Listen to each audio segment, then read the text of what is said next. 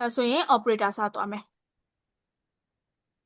operator တွေကိုဘယ်နေရာမှာသုံးလဲဆိုလို့ရှိရင် operation process တစ်ခုခုပြုလုပ်ဖို့အတွက်ဆိုလို့ရှိရင်တော့ operator တွေကိုသုံးကြတယ်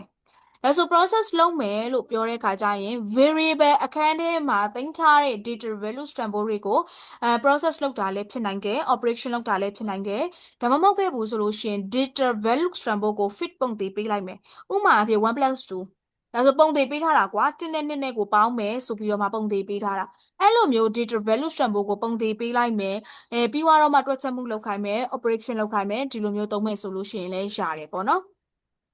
ဒါဆိုလို့ရှိရင် operator တွေကိုကြည့်မယ် operator အမျိုးအစား5မျိုးရှိတယ်ပေါ့နော်ဒါဆိုလို့ရှိရင် arithmetic ရှိမယ် assignment ရှိမယ် comparison ရှိမယ် logical ရှိမယ် bitwise ရှိမယ်ပေါ့နော်ဒါဆိုရင်ပထမအဦးဆုံး arithmetic ကိုစပြီးတော့မှကြည့်မယ်ပေါ့နော်